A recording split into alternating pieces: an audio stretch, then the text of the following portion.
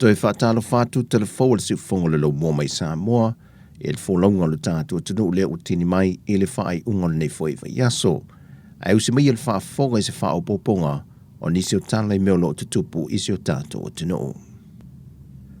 E le misi se tausanga le whaatua tuanga le ka le sia paha e, lātou te pena i pēsa o ninga yaso losi fulma le lua ma sino se tema, e lātou te whaatawai nai whaatasi mamalo au whaatasi, le aso le file mo le lanolangi. O le pokalamen whaatatia mo le aso tofio le neiva yaso, wa ave ele wha mamafa yalo ma whanau le vao le tunu, na afuai o na ave le wha mamafa i whanau o lo le kolisi, ma whanau ia onga a mata ma a onga tūlanga lua. O le sau ninga sa whātou teia lava i le malu le ka le sia paha i te apapata. O le anganga le porkalame whaataue nai whanau, e liulu tau malo losi o so se atunu, mo le atina ino le tū le tino, ai siri le tū whale anganga. Na sau no le taitai o le sau ninga a le ka le sia, e ne ia tuto i wha wanga manuia i lungo alo ma whanau o le atunu, e na ia malamalamangia i lato le alofa o le tua, ma o uina i lato ia le whaatafalo lato o lofa mutu vale, e na ia taitaina i lato i le ata ma leo langa o le foa i alofa. O le porka lame na tu inatu ye fo i male lang sua almitanga ruenga wa onga. E le ngata ino lato filia onga i se fulu, ai sao lato whaatasi fo i avea masui o almitanga ruenga le malo. O a onga na awai au fiaile a onga tūlanga lua Divine Mercy, kolisi o avele, a onga tūlanga lua vai lima, kolisi a teni papauta, a onga tūlanga lua tanu ngā manono, kolisi a leififi, a onga tūlanga lua pia, kolisia malua fou, kolisia falea lili, male kolisia le whanga. O le soli tu la iwa leo le awhātou toe le isi kulupu lona iwa sa fulmal tolu, o pisko af soaswani mai malo Amerika i lalo le whaingapa anga ma Sāmoa, e fe soaswani mai ei lo tātua tunu i au nanga ese. E toa se fulu i lanto i u whao popo mai, ao i lanto uma o le afsoso ni atu tūlanga tau ia o onga, po i lanto fo i o whaia onga. Wa tari mai le malo Amerika i lalo le vaengo piskoa, i le taun sanga satu i nātu e Sāmoa e mana o mia whaia onga le teimile nei.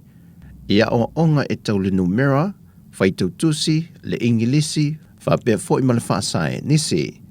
Pei ona si le whiawa si lia ma le lima se fulutau sanga, o le whainga pa anga Sāmoa ma Amerika i lalo le vaengo piskoa, e malanga mai ai i lātou nei ngā lurue fue au noma stotongi, e te tono le tai lua, tai tolu pe wha foi tausanga i nisi, e ngā lurue i lo tātou tunu umatoi foi. O nisi o pisikoa sa malanga mua mai le tele o tausanga umawai,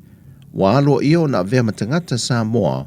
o na ua wha i poipuatu i ni tangata o le atunu. O le sauninga le wha tautonga i le so,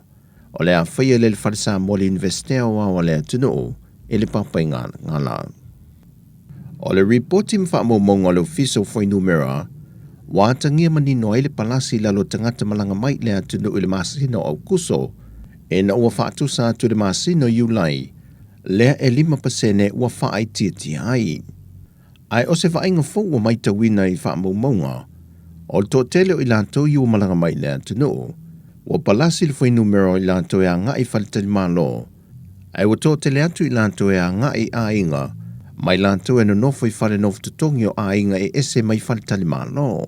O lo mawalunga pele foi numero tangata au mai el company va alele le New Sila, lea o lo wha mawina e silia ma le se full wafe tangata i le masina e tasi. So atu ye le company va alele a fiti, lea silia ma le whaafe i lanto i te tondo le masina e au mai e le atunu. Fato asa so atu le ie le Virgin ma le Qantas, ma le Sāmoa Airways ma le tālofa, e na o le taiafe i nisi masina, au nisi fo i masina ele a toa se awhi o tangata, la tō te whaonga ina le company va ale atunu.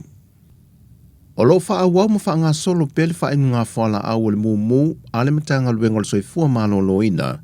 le fo i nau mai lo tātou li teo i le asoana nafi. O wha inu ngā whala au sa amata mai le vaenga o matanga luenga le malo, o le kāpeneta ma wha solo atu e tua i nuu mafio anga. O lo ave fo i wha mua le matanga luenga le soifua malo lo ina, i nuu mafio anga i o lo maa wai i la to wa a fia le mumu tutupa. le e au fie ma se pito nu o lalo vaia.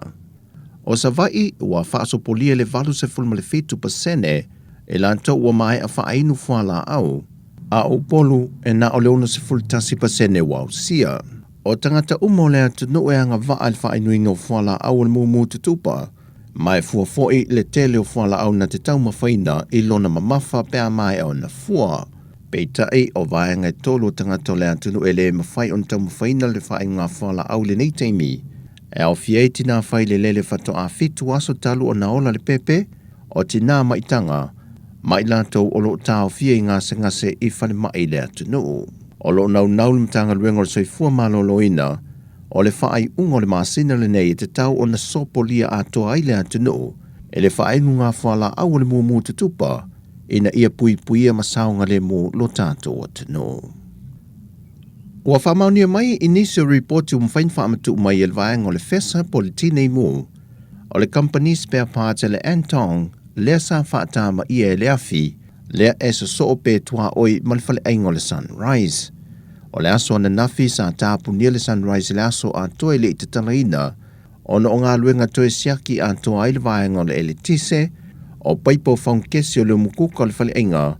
manisi o vaenga sa masalomia e ono a afia, mai le a asa o le a Filipo na tupoil whaala lave. E whaitau wafe ma afe ni se re ni o whaatama i o le pisinisi e ala i mea ua whaaleanga ina. O le whale e le i mawhai o na whaasawina, ai sa manuia tau mawhainga alwaenga o le fesa ma malu o le malo, na lea iaisa soifua na maa umau, ma mawhai o na whaasawina nisi o pisinisi na latana iai, ma le malu le Kalesia Pia Harvest Center. E leo maa ua le teimile nei su e suenga se mafua anga na lia e le afi maa amatai, ai o le whale talawai po le kompania le Marias na whaatama ia fo le afi, wa whaamaunia mai ele vaenga o le fesa i su e suenga, o se whaale tonu mai wae e le tise tuwai. O tala fawia mai Sāmoa le si fonga le lau mua mo le whae ungo le neiva yaso, tātou whailua ili vai aso fau, whaasoi foia.